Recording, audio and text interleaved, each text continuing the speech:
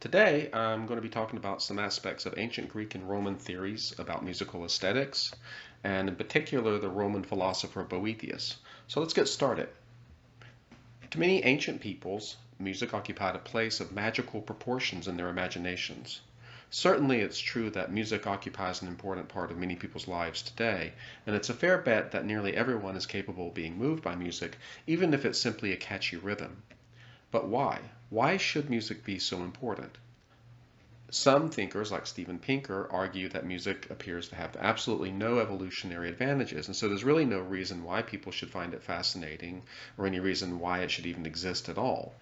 Other intellectuals, like the German philosophers Schopenhauer and Nietzsche, thought that music was the most real thing in the universe, a window into what is most real, without which life is not possible. Whether you would agree with Pinker or Schopenhauer or somewhere in between, it's a solid fact that for billions of people today, music is a crucial aspect of their lives, and questions about the meaning and purpose of music have been with us for a very long time. If we could go further back in time to the ancient Greeks and Romans, those people will find good company, especially among philosophers. Here, I'm going to deal specifically with some theories about the function and purpose of music as Boethius conceived it.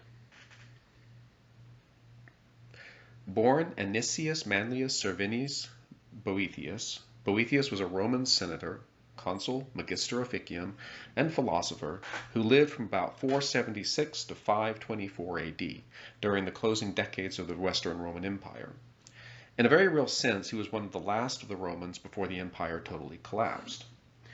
Boethius summed up much of ancient thought about music in his Consolations of Music. As I already noted, he lived during the twilight of the Western Roman Empire, and quite literally saw its end. In his time, Greek was the primary language for both philosophy and musical theory.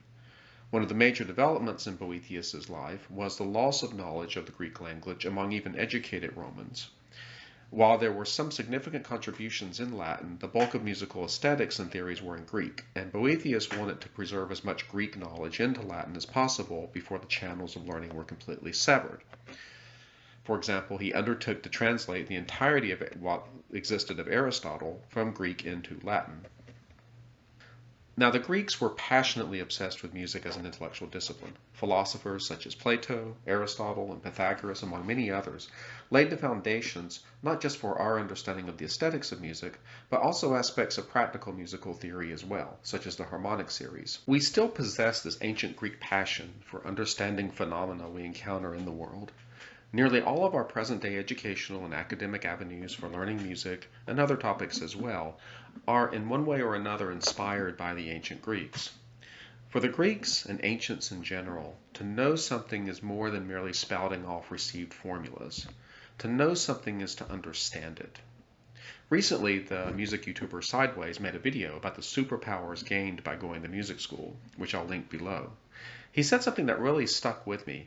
He said that once he had learned to hear music in such a way that he could articulate what it was he was hearing, his appreciation for what he heard was deepened. In other words, the knowledge he gained through the analysis of what he was hearing deepened his understanding. In a sense, we can thank the Greeks for first thinking about music in this way. They wanted to be able to conceptualize music beyond simply the chills and feels that it gives us. Now, I am all for the feels and chills. That's what got me into music long before I could articulate in words anything I was hearing. And though I realize some people will find those approaches either over-intellectualizing or rationalizing, it's not like that at all. Music still gives me the chills, the feels, and all the goosebumpy feelings. But in addition to that, I also have the pleasure of understanding how a given piece of music is constructed. Honestly, as Sideways said, that's such a beautiful thing to have both. It amounts to a transcendent experience when the whole package is put together. Now, Boethius's Consolations of Music is more or less a digest of ancient Greek thought about music, and he was concerned above all with the functions that music served and the cosmic ubiquity of music. As he summarized in his Consolations, there are three different kinds of music: Musica Mundana, Musica Humana, and Musica Instrumentalis. And I will deal with each of these three concepts in turn.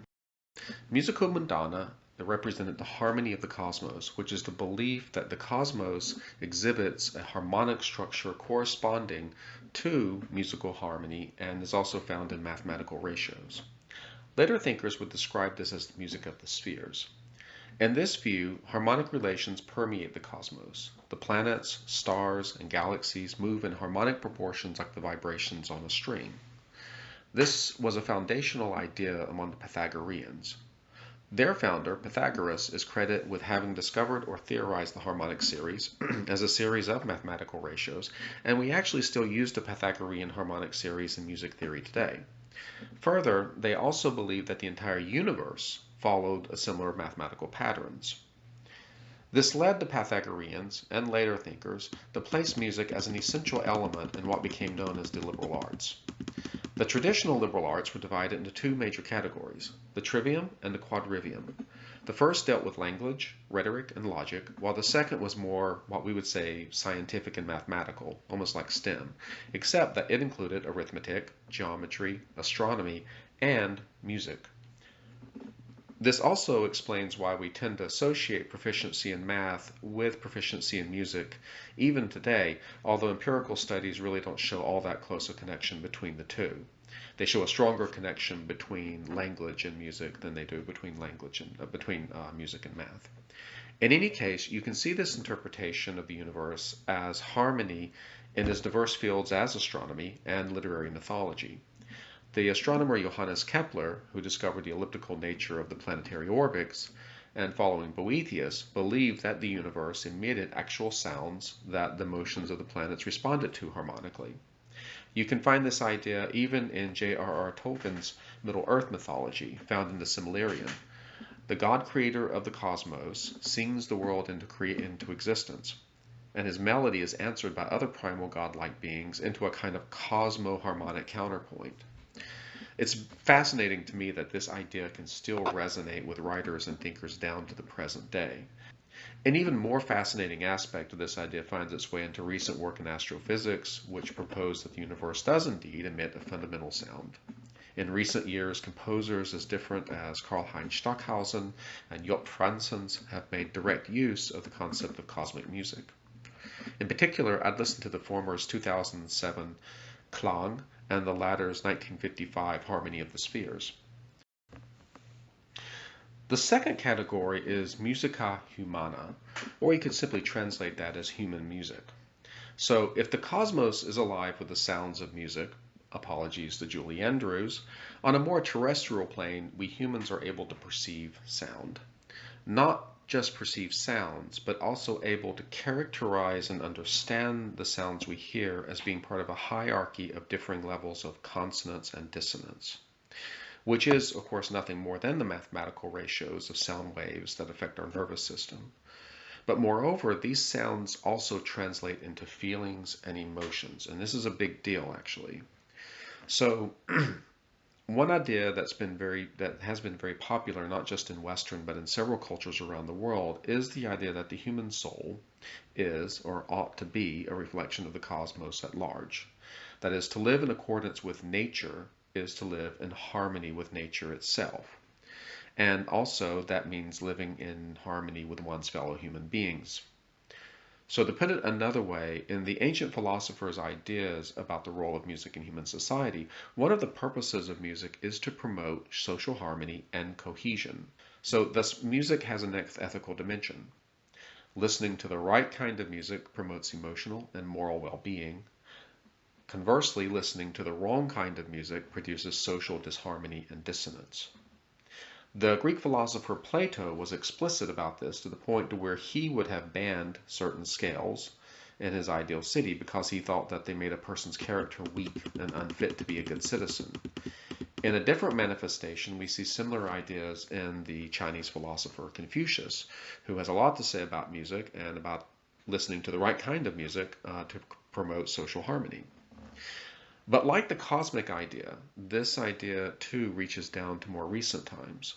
For example, in Shakespeare's play The Merchant of Venice, in Act 5, Scene 1, Lorenzo makes an argument to Jessica that not being in tune with the harmony of the cosmos, as manifested in music, makes one uncivil.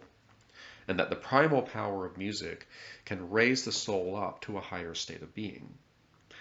A person who can't relate to the music through that power is by definition someone who can either be a good person or a good citizen, or even really trusted even on a basic level. In fact, Lorenzo goes on to claim that a person who can't be in harmony with music, both cosmically and in terms of socially, is a potential traitor or rebel. Now, this idea has really fallen onto hard times, and with good reason. In the 20th century, with the rise of totalitarian regimes, music was put to use as a means of creating social cohesion and control. In Nazi Germany, for example, Hitler made extensive use of music that supposedly represented his own idea of, the perfect kind of Aryan music.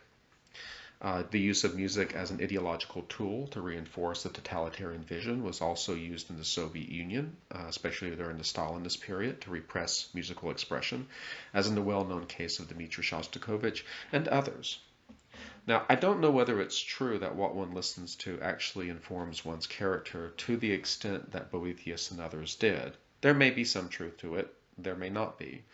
This idea has had a very strong impact on how different cultures have constructed music and also how they have delineated the social roles that music ought to have.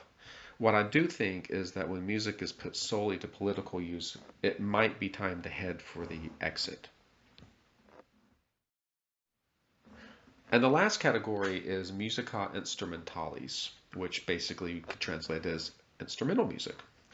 And as I noted earlier, the division of music lies not so much with philosophical theories about the metaphysical or ethical reasons why music is a thing, but with music as we tend to consider it on an everyday level. The problem here is that we have actually no real idea what music sounded like in the ancient world. Boethius is referring to instrumental music, and that would include music as it was actually heard. And as far as the ancient world is concerned, we have scraps of notation from which it's difficult to derive any real musical picture.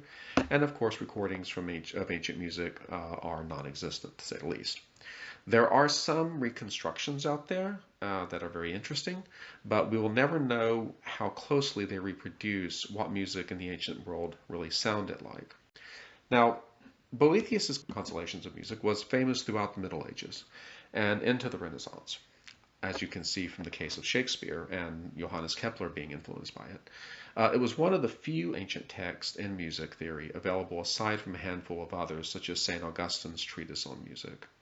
And since the scientific revolutions of the 17th century, his views, as those of other ancient philosophies, have carried much less weight, though the echoes of their theories remain. So in sum, Boethius made a major contribution to music theory in the Western world by summarizing ancient Greek thought. And that influence lasted at least through the early 17th century. So he's an interesting person to study, and I hope this has been a very helpful survey of at least his three divisions of music. And thank you for watching my video. If you wish, please like and subscribe to my channel. So long for now, and have a great day.